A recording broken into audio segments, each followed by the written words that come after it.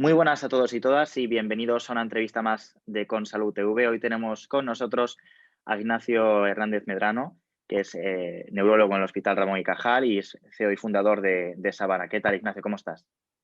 Muy bien, encantado. Gracias. Queríamos hablar contigo, hablar con Savana, sobre todo porque es una plataforma, digamos, muy interesante y ahora con todo el tema de la pandemia, entiendo que también este proyecto, esta iniciativa está dando mucho de sí. Cuéntame un poco qué es, brevemente, para los espectadores que no la conozcan y en qué punto estáis ahora mismo.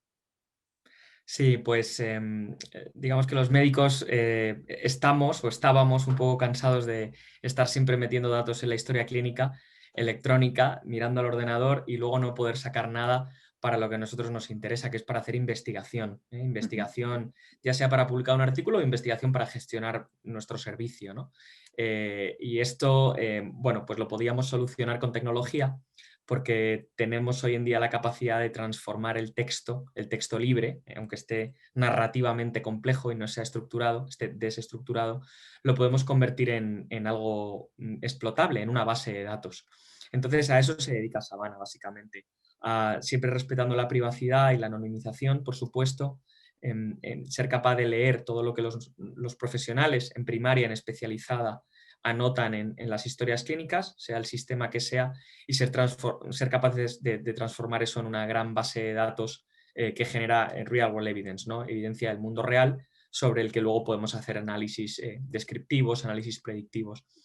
Esto lo apoyamos en inteligencia artificial, pero siempre con fines de ciencia, de descubrimiento. ujú. ¿Qué está suponiendo la inteligencia artificial y el machine learning a la hora de la gestión de datos de salud, de la medicina preventiva? Entiendo que toca muchos campos, ¿no?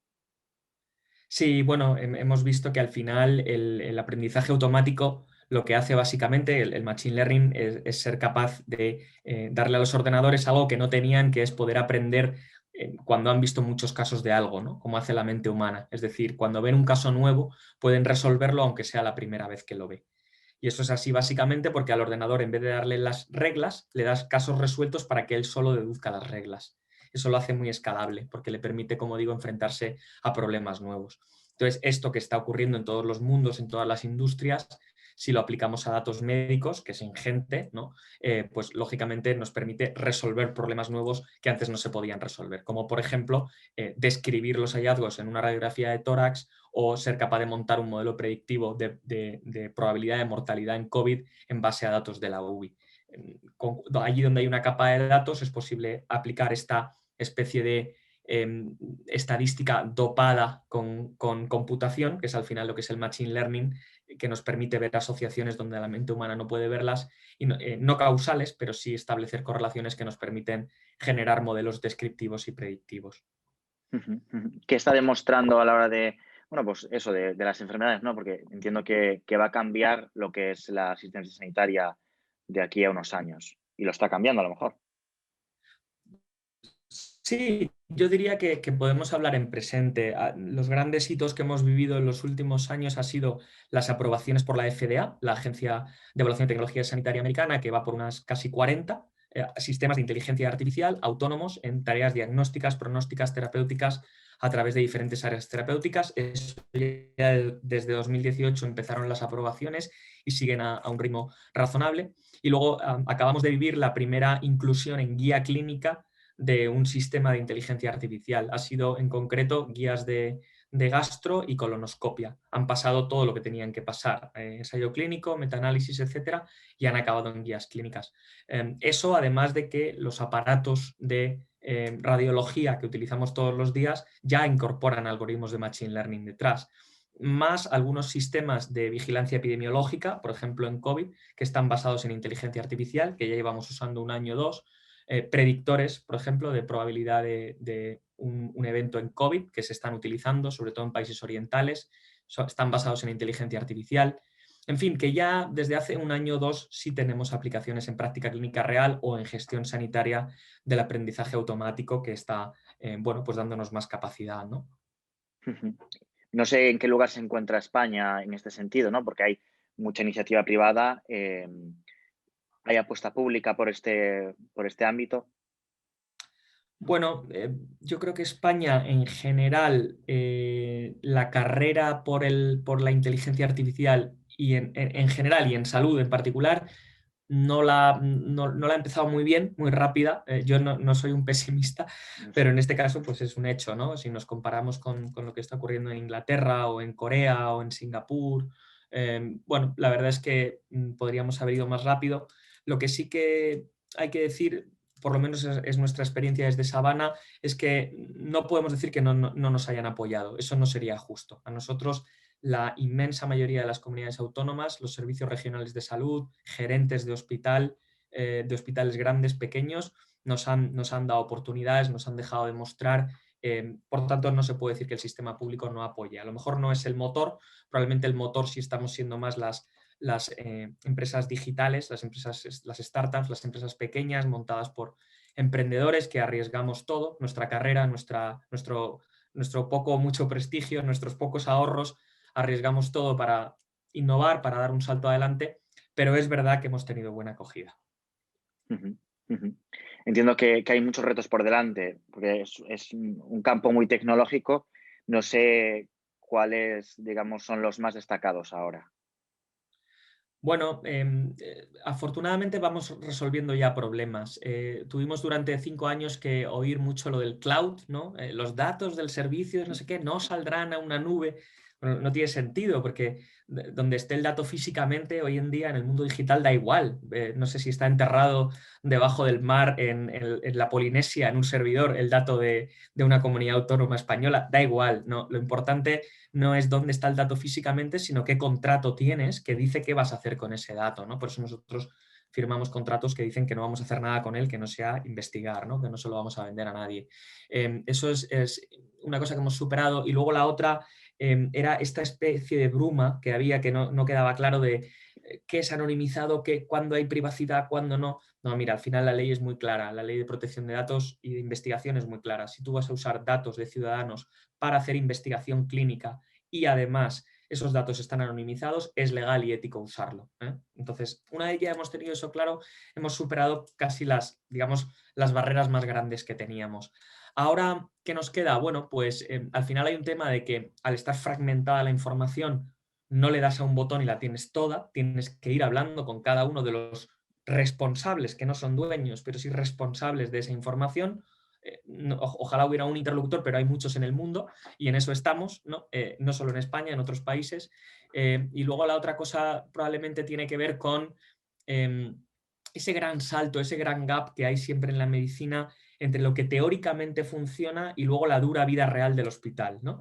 Al final, los algoritmos predictivos sintéticos basados en inteligencia artificial que establecen una probabilidad de riesgo cardiovascular por encima de Framingham, ¿no? Por encima del estado del arte, esos los tenemos ya desde hace 2, 3 años. Ahora, luego aplica tú eso en una consulta de verdad, ¿no? Con todo, con el poco tiempo, pues la resistencia al cambio, los equipos que tenemos en los hospitales que se cuelgan, en fin, el gap al salto de la dura vida del ambulatorio es probablemente el otro problema que tenemos y que no hay en otras industrias, ¿no? Donde todo va más por autopistas, ¿no? Ujú, ujú. Y digamos que esta pandemia, ¿no? La del coronavirus, de la COVID-19, está suponiendo una oportunidad para este sector, para este nicho de... Bueno, claro, imagínate, da de lleno, ¿no? El corazón de lo que al final la apuesta nuestra en Sabana es haz información de manera automática, ¿no? No tienes que ir al hospital a leer las historias clínicas y rellenar una base de datos en un Excel o en un papel o donde quieras, extráelo automáticamente. Entonces tú imagínate esta propuesta cuando llega el COVID, ¿no?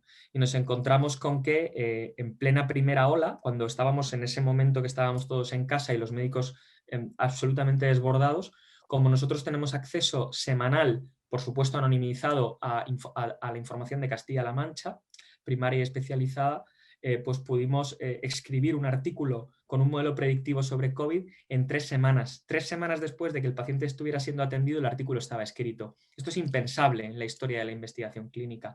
Entonces, con este tipo de demostraciones de que puedes hacer investigación sin tocar el hospital, en un mundo que se está volviendo más a distancia, ¿no? Como estamos ahora mismo hablando, pues digamos que no puede ser más pertinente ni más exacto, ¿no? La capacidad de generar evidencia del mundo real lo más rápido posible es exactamente lo que demanda la crisis del coronavirus, donde se ha visto que las sociedades, sobre todo orientales, que han apostado por la inteligencia de datos, han tenido unas cifras pues, mucho más interesantes, mucho mejores que las nuestras, ¿no?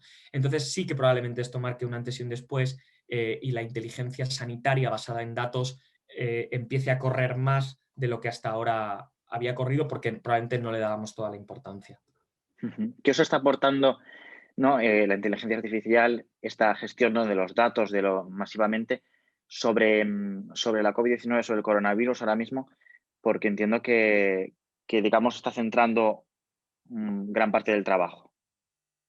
Bueno, nosotros cuando saltó el problema, lo que tuvimos claro es que nosotros montamos este proyecto para intentar hacer las cosas mejor, de verdad, ¿no? O sea, somos un equipo con valores fundacionales y hacemos las cosas para conseguir que la medicina pues, mejore o la investigación funcione lo mejor posible. Humildemente, siendo solo unos más de muchos otros que lo están intentando y con nuestros errores y nuestros aciertos. Pero esa es la intención, ¿no? Entonces, tuvimos muy claro que había que lanzar un estudio, Big Data, o como lo quieras llamar, en COVID, y que había que hacerlo a pulmón nuestro, sin cobrárselo a nadie para la sociedad, porque había que hacerlo, porque era una responsabilidad. Y entonces esto lo lanzamos nada más salir, y este estudio está en marcha, se llama Big COVID Data, está abierto ahora mismo, estamos en fase de reclutamiento de hospitales alrededor del mundo entero, aunque ya participan bastantes, y de hecho pues como te comentaba antes, en tiempo récord, en apenas semanas, meses, hemos publicado ya 4 artículos y alguno de ellos vamos, con mucho impacto. Estamos hablando de cuartil 1, artículos de verdad, no artículos de estos que los metes donde sea, ¿no? Y estamos generando evidencia pues, muy interesante sobre asma y COVID, EPOC y COVID, UBI y COVID. Estamos encontrando cosas que esto es lo bonito, que solo están en el texto libre de las historias clínicas, ¿no? Entonces, bueno, pues vamos a seguir en esa línea. Quedamos a la espera de esos resultados, de esos datos que se extraigan, ¿no? Y que se publiquen en ese estudio. Y muchísimas gracias por atendernos. Encantado. En marzo podremos poner en marcha un simposio virtual en el que vamos a hablar de todos los resultados que estamos obteniendo. O sea que ahí podemos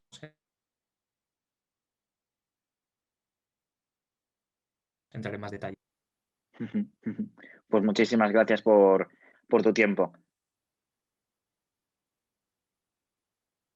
Un saludo.